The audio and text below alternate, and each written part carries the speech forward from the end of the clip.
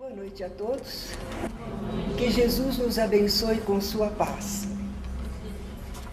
Estamos abordando o trato com os espíritos e examinando o tipo de espíritos que costumam comparecer às reuniões mediúnicas para serem assistidos. E agora nos deparamos com os espíritos sofredores ou perturbados. Há muitos espíritos que se apresentam assim, em desequilíbrio e em sofrimento na vida espiritual, o que comprova que nós, na maioria, a humanidade não está muito preparada para a vivência espiritual. Deveria ser um processo natural deixar o corpo e sentir-se na vida espiritual com equilíbrio. Mas, como infelizmente não estamos todos bem esclarecidos, o que acontece a esses espíritos quando vem a desencarnação? Alguns não percebem que desencarnaram. Eles se sentem ainda com um corpo. Eles se sentem eles mesmos. Então não dá para perceber que houve esse fenômeno da desencarnação. Eles não têm a ideia de que nós somos seres espirituais e possuímos um corpo fluídico. Então, se eles sentem um corpo, eles acreditam que ainda estão vivendo com aquele corpo de sempre, o corpo físico. Alguns deles não esperavam desencarnar já. Então, é um impacto muito grande. Eles não estavam esperando desencarnação e às vezes ela ocorre de modo súbito. Por isso não dá tempo deles se conscientizarem, como às vezes numa doença prolongada, a pessoa vai começando a pensar em partir, em deixar o corpo físico, não é? Mas em outros casos é muito repentino, a pessoa não estava esperando essa mudança. E alguns não estavam mesmo preparados para se verem desencarnados, mortos. O corpo já não atende mais. Então, no plano espiritual, do lado de lá, esses espíritos que não tinham suficiente esclarecimento, eles se ressentem, às vezes, dos males que os levaram à desencarnação, ou dos problemas que estão na mente deles que os fazem sofrer. Às vezes, alguns espíritos se manifestam sentindo ainda as dores que o corpo apresentava. Vamos dizer, um infarto, uma morte repentina, mas que doía, e a pessoa se manifesta assim, sentindo ainda dores. Outros espíritos estão sofredores ou perturbados porque eles agiram muito mal na vida corpórea. E agora, do lado de lá, estão encontrando as consequências de seus erros. Nós estamos citando muitos casos, mas convém que a gente vá fazendo assim uma relação de quantos espíritos podem se apresentar sofredores ou perturbados. Quem sofreu acidente, desencarnou num acidente, não é? Inesperadamente. Os suicidas, que nós já sabemos o que acarreta essa morte prematura. Avarentos, egoístas, preguiçosos, déspotas. Talvez não seja tanto o corpo que os aflige, mas é como eles se sentem. Imagina, o déspota agora não pode mais mandar em ninguém, não é? Aquele preguiçoso se sente compelido a fazer alguma coisa, assim por diante. Materialistas, apegados às sensações físicas, esses também sofrem muito com a desencarnação. O alcoólatra quer continuar bebendo e não tem como satisfazer. O toxicômano, da mesma maneira, eles se manifestam pedindo a droga, não é? E aqueles que estão viciados no campo do sexo, sexólatras, ainda querem experimentar as sensações que eles não possuem mais corpo para isso. Existem também aqueles que foram assassinados e se manifestam ainda no horror da perseguição, da agressão que sofreram. Eles querem fugir, se esconder. Alguns querem revidar, querem se vingar, querem agredir também. Homicidas, aqueles que mataram pessoas, às vezes se veem atormentados porque eles enxergam as suas vítimas no plano espiritual e agora querendo satisfação ou fazendo acusações terríveis. Então nós temos que esses espíritos sofredores ou perturbados podem se sentir dementados, fora da realidade, amedrontados, assustados, apavorados, uns se sentindo ainda perseguidos. Como vemos, são espíritos portadores de muitas deficiências e angústias. Será que nós esperamos que vamos conversar com eles e que eles tenham um entendimento normal? Não é possível, não é? Eles estão em crise, estão numa fase difícil, estão mergulhados naquelas situações. Então não é como você encontrar uma pessoa serena, tranquila e trocar ideias com ela. Não, eles não têm condições para uma conversa assim. Porém, do outro lado, essa comunicação deles através dos médiuns vai ser providencial.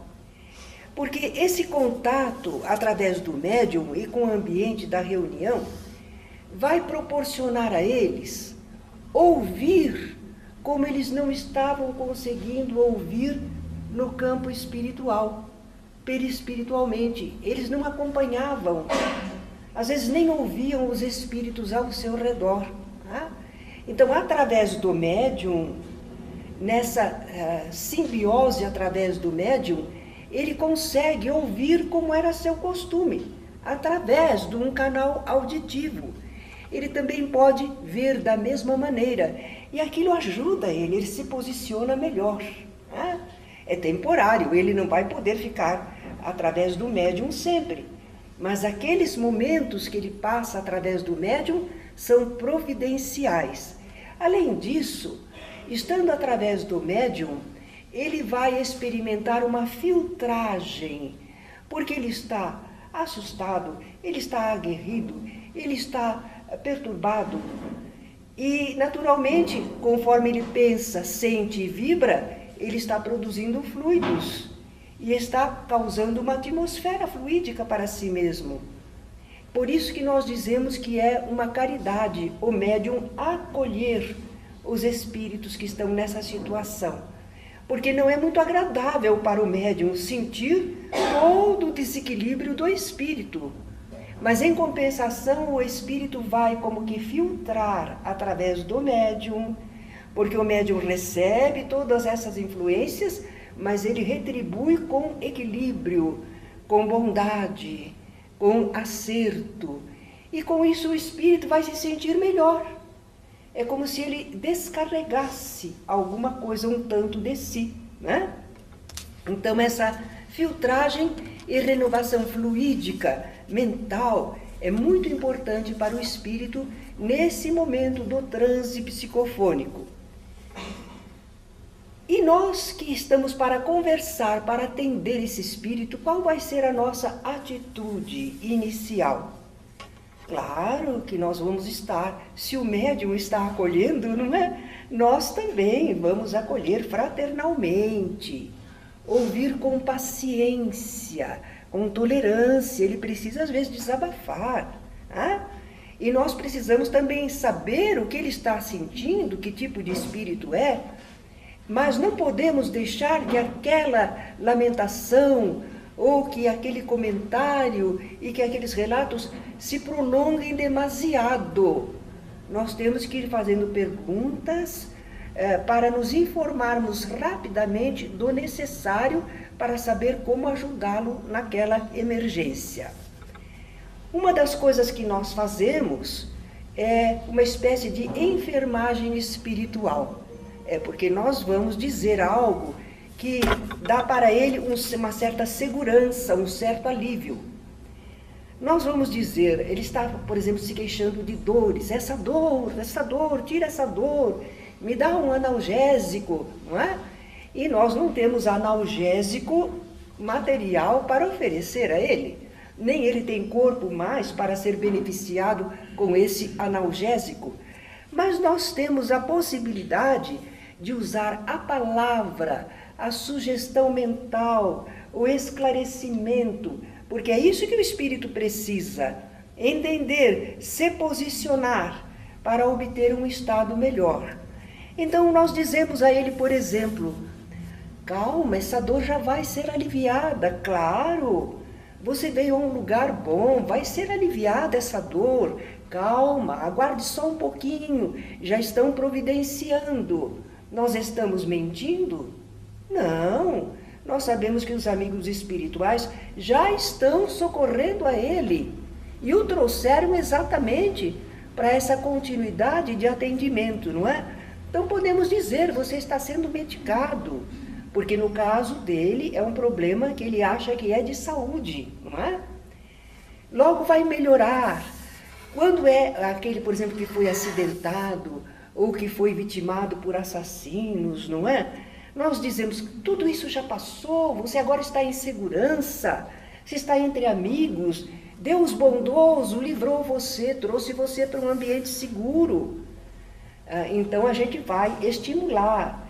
Conforme o espírito, a gente até pode dizer, tenha fé, mas nem sempre a gente vai falar isso, precisa ver como o espírito está se manifestando. Já imaginou a gente falar tenha fé se o espírito é incrédulo, não é? Se ele absolutamente não pensa em religião. Bom, vamos dizer que com esse atendimento, essa enfermagem espiritual, ouvindo um pouquinho, acolhendo, oferecendo esperança, segurança, o espírito se acalmou um tanto. Ele se equilibrou um pouquinho. Agora vamos ver que condições ele se apresenta, porque não são todos iguais. Então existe aquele espírito que não sabe que desencarnou e nem tem condições de enfrentar já essa realidade. Porque você nota nele, ele diz assim, não quero morrer, não quero morrer. Como que você vai falar para ele? Você já morreu, né? Não dá para falar. A gente nota nele o pavor, o medo, então não. Se ele não tem condições para enfrentar essa realidade, o que nós vamos fazer? Nós libertamos daquela ideia fixa que ele trazia, aquela preocupação, aliviamos as dores, ele se acalmou, nós demos esperança a ele de que vai continuar sendo atendido e vai melhorar cada vez mais. Isso era o que nós podíamos fazer. E em seguida? Em seguida nós vamos entregá-lo aos cuidados dos amigos espirituais que já estão por ali. Mesmo que ele ainda não perceba, não veja, não saiba, mas os amigos espirituais que o trouxeram estão por ali, não é? Agora, de repente, esses socorristas espirituais às vezes se fazem visíveis a ele. Ele diz, quem é que está aí? Essa pessoa que está aí está falando comigo, não é? Se for esse o caso, se ele perceber, às vezes ele não vê, mas ele diz, eu não vejo, mas eu sinto que estão me ajudando, porque nós não vemos só com os olhos, não é? Nós percebemos também a ajuda, presença, toques, não é? Assim ele pode perceber que o estão ajudando. Também pode ocorrer que depois disto já passou o pior. Eu estou atendido. Então pode ser que venha o sono, o relaxamento, não é? Espontaneamente. Ou então os amigos espirituais estão fazendo esse adormecimento, porque vão precisar transportá-lo, não é? Se isso se manifestar, nós percebermos essa sonolência no espírito, nós vamos acompanhar. Porque nós não podemos mais conversar com ele, porque em outros casos a gente não deixa dormir, a gente desperta, a gente quer conversar, mas nesse caso ele não tem condições, nós já vimos. Então, nós diremos a ele, repouse tranquilamente. Quando você acordar, você receberá a continuação dessa ajuda que você está precisando. Não vai faltar ajuda, não é? E deixamos ele, então, adormecer tranquilo. Um outro caso. O espírito não percebeu que desencarnou. Não percebeu. mas ele tem alguma condição para entender. Quando você começou a falar que Deus é bom, não desampara nenhum filho seu, não é? Que os mensageiros espirituais o trouxeram, ele às vezes até pergunta para a gente, o que é que você está querendo falar? Que eu desencarne, que eu morri? Ele vai dizer, né? A gente então vai dizer, não, morrer você não morreu, porque você está aqui conversando comigo, não é? Agora, aquele corpo que era uma veste, realmente, você tem razão, aquele corpo... Mas você percebeu, pelo tom com que ele falou, que ele não está apavorado, ele não está assustado, ele notou, ele percebeu, ele quer saber, não é? Nós então conduzimos o assunto para a imortalidade, ou convidamos ele a observar modificações em si mesmo, no ambiente. Ah? E se o espírito entendeu? Entendi. Ah? Claro que sempre a gente dá uma esperança, uma consolação, falar de Deus, que não vai haver separação para sempre, que Deus oferecerá condições de se encontrar com os seus queridos quando ele estiver melhor, não é?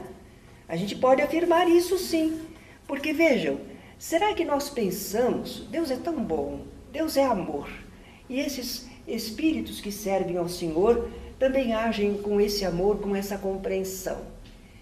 Esses espíritos sabem que aquele que desencarnou precisa muito, a hora que ele estiver em melhores condições, sentir os seus entes queridos, que os laços permanecem. Assim como os encarnados também vão precisar, e durante o sono talvez tenham encontros, só que nem sempre recordam ao retornar à vigília, não é?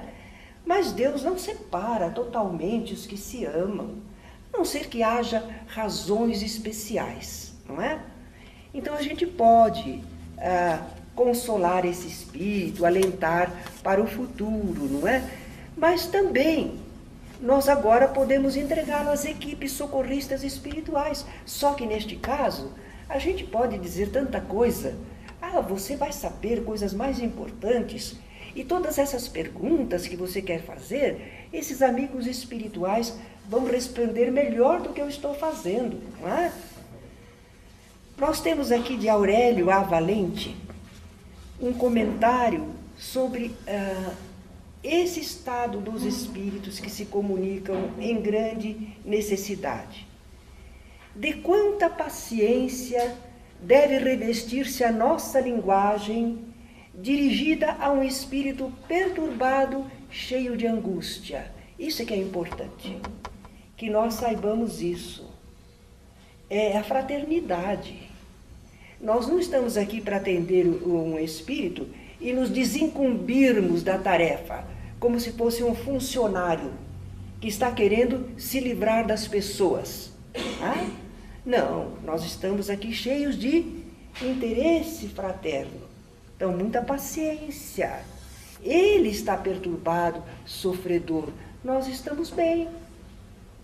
Então, cumpre que nós sejamos acolhedores, pacientes, não é?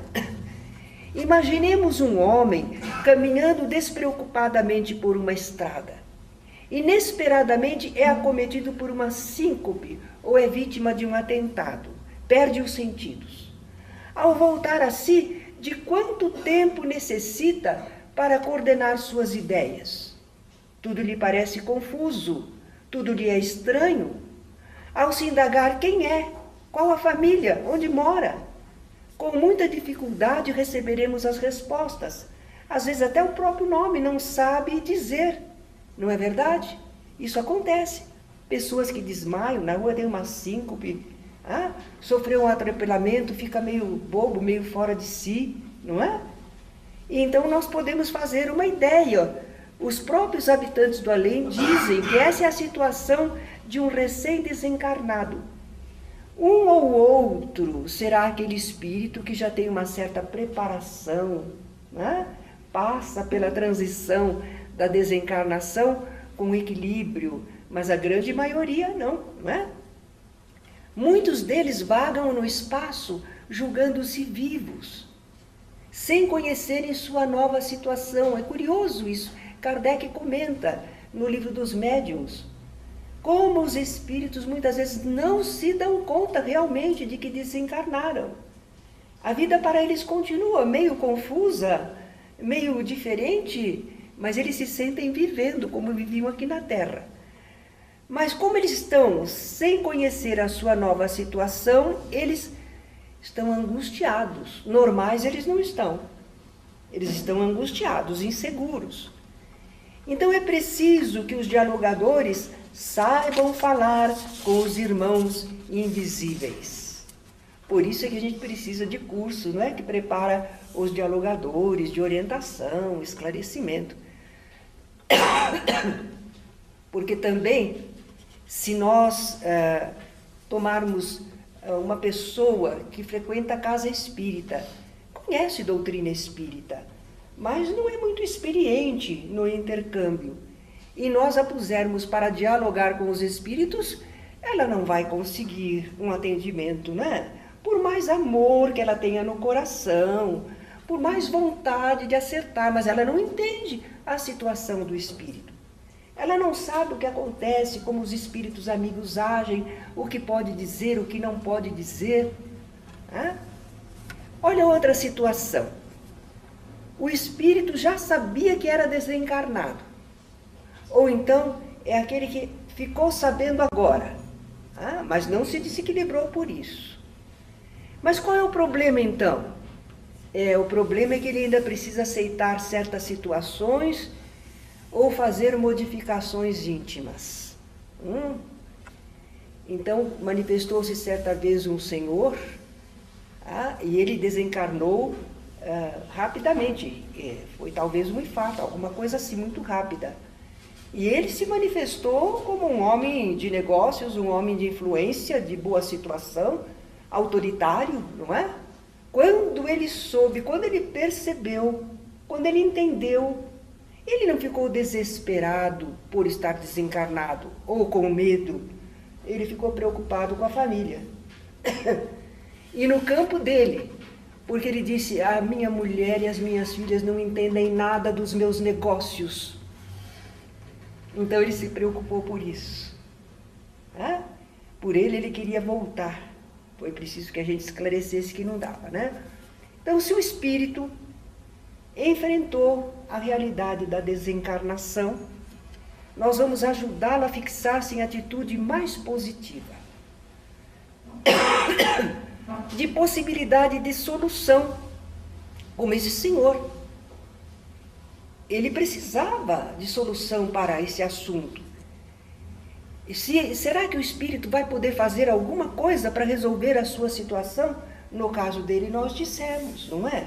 Aquilo que costumamos dizer, olhe, você não está bem assistido? Não te deram toda atenção, cuidaram de você? Pois o amor de Deus também está cuidando de sua família, da mesma maneira. Eles vão encontrar algumas dificuldades, mas terão também ajuda. Então, nós mostramos a ele como é que as coisas iam se encaminhar e que não dependeria só dele voltar, dele resolver o problema. Nós procuramos auxiliar também o espírito, às vezes, para ele entender por que ele veio a ficar numa situação de sofrimento. Porque às vezes o espírito estava em sofrimento, não é? Nós vamos dizer, olhe, diante da lei divina, nós experimentamos situações que nós mesmos causamos. É a lei de causa e efeito. Às vezes não sabíamos, mas causamos certas situações e agora a gente está enfrentando essa situação, não é? Vamos dizer do acerto e justiça das leis divinas. Mas tudo que Deus faz é bem feito.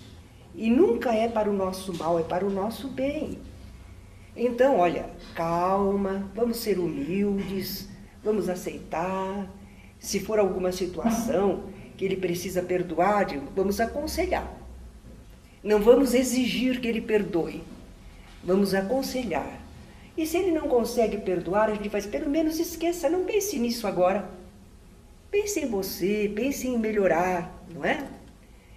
Mas podemos sempre dar esperanças ao espírito. Mas é claro, não é mentir, não é enganar, porque dentro da lei divina, que é de amor, de misericórdia, sempre vai haver ajuda e possibilidade de recuperação. Isso é maravilhoso. A doutrina nos esclarece isso. Então nós podemos passar esse entendimento para o espírito, né? Tudo tem solução dentro das leis divinas. Deus não condena, sempre nos perdoa e ama. Às vezes o espírito está sofredor porque ele está cheio de remorso, preocupado, né? O que Deus vai fazer com ele? Você poderá fazer o bem para compensar o mal que acaso tenha feito. Então, de regra geral, são casos assim. Mas nós selecionamos aqui também alguns casos especiais, típicos, que exigem um certo conhecimento para atender. Mãe ou pai que desencarnou e está preocupado com os filhos pequenos que deixou. É difícil, não é? Aí é o sentimento de dever, é o amor pelos filhos. E olha, a gente não pode ficar frio diante de uma coisa assim, não é? Mas também não pode acompanhar a angústia deles, porque eles não sabem o que nós sabemos. Nós sabemos que tudo isso está dentro de leis divinas, que as crianças vão crescer, estão dentro de uma programação de evolução, não é? O pai não desencarnou por acaso. Nós sabemos uma porção de coisas, ele não sabe. Então, nós vamos apenas orientá-los, porque eles querem voltar para ajudar. Mas deixa eu voltar lá, porque os meus filhinhos precisam de mim. Depois eu venho aqui, a gente vai mostrar que não há possibilidade, não é? Vamos ver se eles não se desesperam, vamos ajudá-los. O nosso papel é esse. Vamos acalmá-los, assegurar, da mesma maneira como eles estão sendo socorridos, a bondade divina também providencia lá na vida terrena que os seus filhos recebam a ajuda de que precisam. Outro tipo é quando o espírito se sente como criança. O José atendeu vários casos, né, José? É muito interessante porque o espírito se manifesta como criança. Se nós percebemos que ele é mesmo alguém que desencarnou quando o corpo ainda era de pouca idade. Porque pode ser um espírito fingindo que é criança, hein? Mas fora isso, sendo realmente uma criança, ele ainda está naquele estágio. Ele é um espírito que já teve muitas vidas, muitas encarnações, pode ser desenvolvido intelectualmente, mas ele desencarnou naquela faixa de idade. Ele está todo imbuído daquela situação. Porque quando a gente reencarna, a gente passa por um procedimento especial, redução perispiritual, ligação com o corpo, estamos acostumados, acompanhando o desenvolvimento do corpo, limitados por ele. Então, terminou essa encarnação na idade de criança, a gente não muda de repente. Só mudará se for um espírito muito evoluído, que esse transcende o corpo com facilidade, não é? Mas a grande maioria não, vai continuar se sentindo como uma criança. Tá? Então, se sente como uma criança, é uma criança por causa da influência do corpo que deixou. Então, nós temos que tratá-lo como uma criança. Aliás, como nós devíamos tratar as crianças, respeitando a criança, mas falando na linguagem dela, dentro do mundo que ela conhece, não é?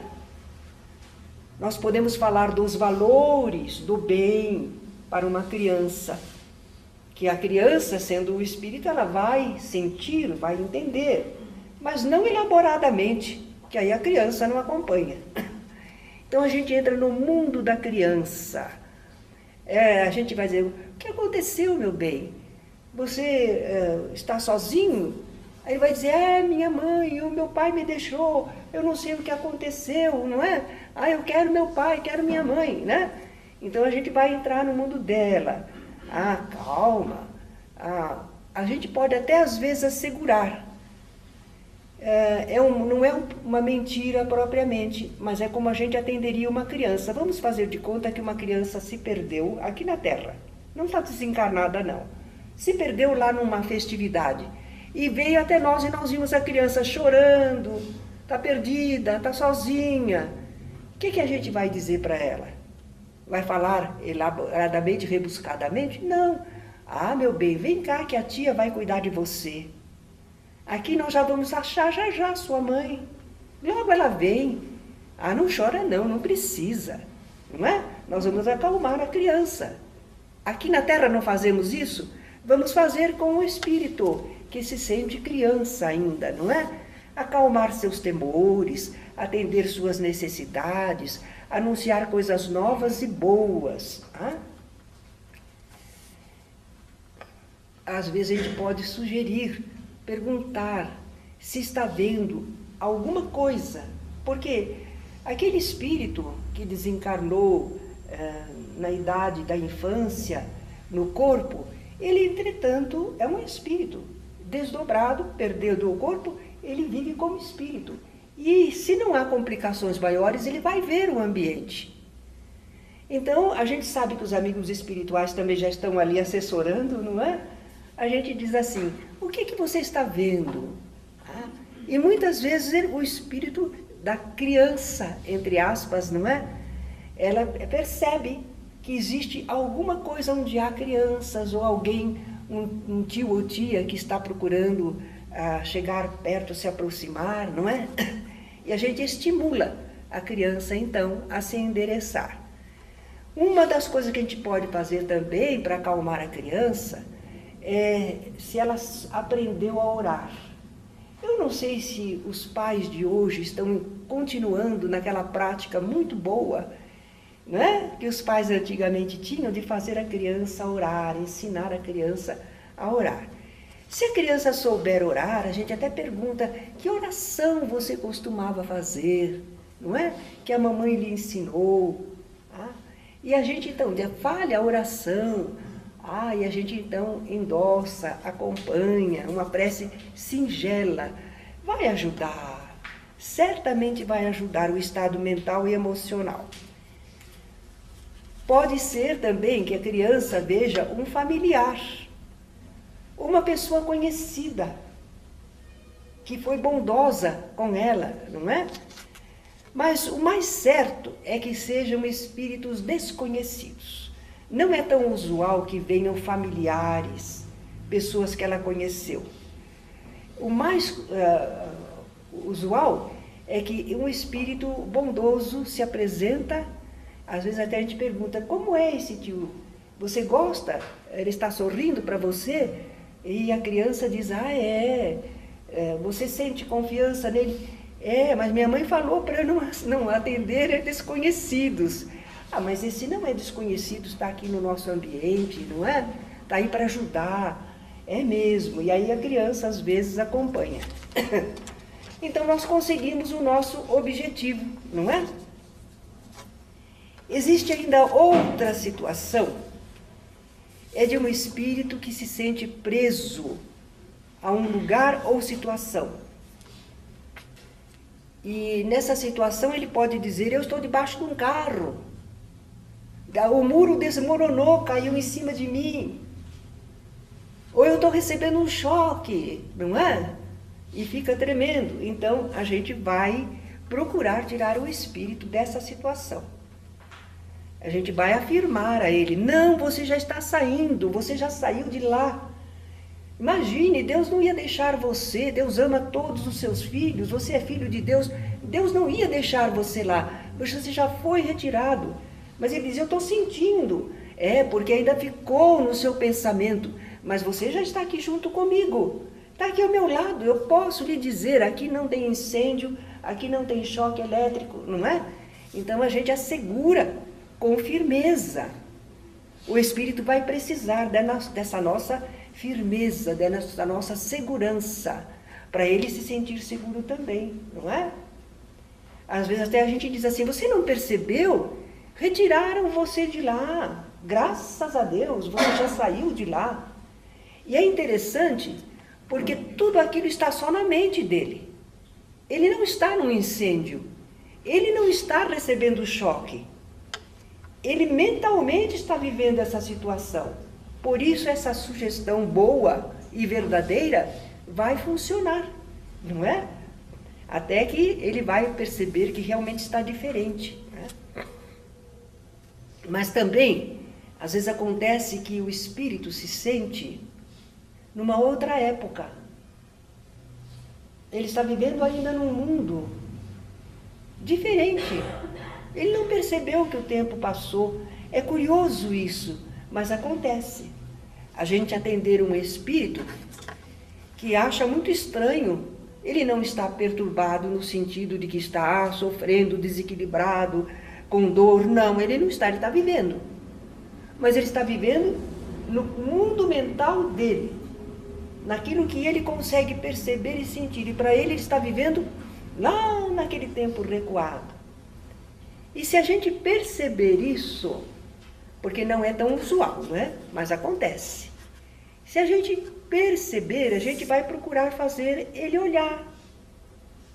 Se pelo que ele falou, a gente percebeu que ele está deslocado no tempo, pode às vezes a gente perguntar, em que ano nós estamos? E ele vai dizer uma época. A gente vai dizer, mas parece que passou muito tempo, você sabe, você nem notou, mas passou tempo. Olha, você vê as pessoas aqui no ambiente, você vê? Eles vejam, porque ele não está perturbado no sentido de desequilibrado, dolorido, apavorado. Ele não está, ele está raciocinando.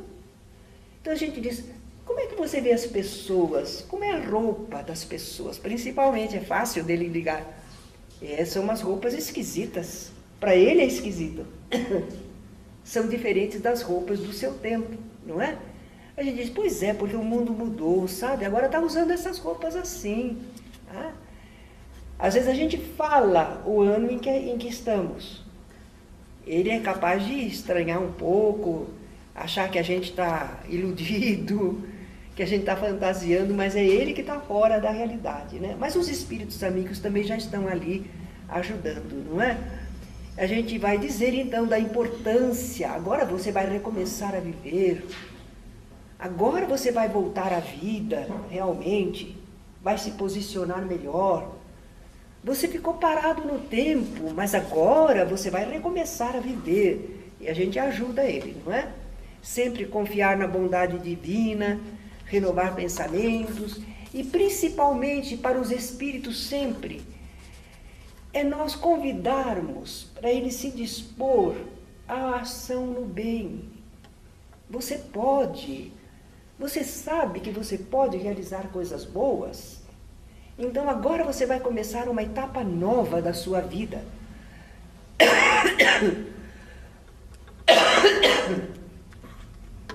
E os espíritos aceitam bem este estímulo para a renovação. Eles conseguem sair da situação em que eles estavam para aquele pensamento positivo que vai melhorar, que vai realizar. Porque no fundo, todos nós somos assim, não somos? Todos nós, muita gente vai ao psiquiatra, vai ao psicólogo. E o que é que o psicólogo fala? Fala como você se sente, como você deve se sentir. E não funciona? Não motiva? Não orienta? Pois é isso que nós fazemos com os espíritos também, não é? E nós estamos apontando para as realidades da vida espiritual. Tá? Há um último caso. Um espírito que se sente como animal. Às vezes ele nem fala. Ele pode não propriamente produzir um urro, um uivo, mas ele produz um som qualquer, como se fosse um animal. Tá? Às vezes mostra as mãos como se fossem garras, não é? Mas a gente vai, claro, sabe que ele não é um animal, ou é? Não, a gente não retrocede na escala da evolução. Uma vez que estamos na escala humana, não voltamos a ser animal. Temos lembrança de comportamento animal e vimos muitos animais. Então podemos imitá-los. Por que que o espírito se apresenta assim? Ele se apresenta assim, talvez porque ele, já atendemos certa vez um espírito que ele achava que ele fez tanta coisa errada, tanta coisa animalesca, que ele tinha que ser um animal. Ele era um animal. Ele mesmo se sugestionou para essa forma animal. Mas às vezes os espíritos sofreram influência de adversários espirituais que o hipnotizaram e que o fizeram se sentir como um animal, não é? Então ele está sentindo daquela forma, por ele mesmo ou pelos espíritos que o influenciaram. Mas nós vamos então começar a desfazer essa sugestão mental dele mesmo ou dos espíritos. Nós vamos dizer, que interessante, animal não pensa como você está pensando, não é? Você está me ouvindo, está reagindo, e se ele chega a conseguir falar, a gente diz, olha, animal não fala, que eu saiba, animal não fala, e você está falando, Essa inteligência que você tem, como você mostra, está provando que você não é um animal. Você é um ser humano. Você nunca perdeu essa qualidade. Você nunca deixou de ser gente. Sabe o que está precisando? Só o que está faltando? Você tem que cultivar o seu pensamento, o seu sentimento. E isso às vezes a gente consegue também falando para eles da natureza, de um sorriso de criança, do amor dos pais, tudo aquilo que ele tem com ele e que o emocionam e que o fazem se sentir gente. A gente pode usar todas estas coisas, não é? E se ele está se sentindo assim porque ele acha que ele é muito culpado, a gente vai assegurar também que Deus sempre nos perdoa. Por mais horrível que seja a nossa falta, Deus nos perdoa e quer a nossa recuperação. E, naturalmente, vamos dizer de todas as coisas úteis, boas, belas que Ele pode fazer. Vamos assegurar que todos ali estão trabalhando em favor dEle, mentalizando, desejando o bem deles, não é? E quando nós falamos dessas coisas que são naturais para nós, tanto que eu falando isso aqui, talvez pareça para vocês assim, comuns demais. Para nós são comuns, mas para o espírito que está se sentindo animalizado, elas são fundamentais. Ele está com a ideia de que ele é um animal. Ele precisa ouvir que ele é uma pessoa, que ele é um filho de Deus. Ele precisa ser motivado, estimulado, né? Com esses novos pensamentos e estímulos, aliados ao concurso fluídico que existe na reunião mediúnica, olha a influência do meio, olha o papel dos elementos de sustentação, olha como é que se forma uma reunião mediúnica que realmente pode ajudar, porque se nós estivéssemos isolados conversando com um espírito desses, talvez a gente não conseguisse um resultado tão imediato. Mas nós estamos trabalhando com uma equipe espiritual e com esses recursos admiráveis. Por isso é que funciona. Não é só a palavra que a gente fala, não. É todo um conjunto de recursos espirituais. Por isso que aquele espírito recebe o esclarecimento, ajuda e se recompõe. Graças a Deus, não é que nós conseguimos formar ambientes assim. Olha a importância das reuniões. Agora, qualquer que seja o estado em que um espírito se apresente, e se apresenta como sofredor, como perturbado, como é que nós vamos atendê-lo? Ai, o que é que eu faço? O que é que eu falo? Vamos pensar que ele seria um familiar muito querido nosso. Porque o dialogador precisa também motivar o seu sentimento, não é? Não pode falar como se fosse assim, indiferente. Ele tem que ter empatia. Então, um dos meios é pensar, se fosse um ente querido meu, um irmão, um pai, um filho, uma tia, como é que eu me sentiria? O que eu faria? Então, o sentimento vem. E aí as palavras vão brotando, de acordo com o conhecimento que temos, não é?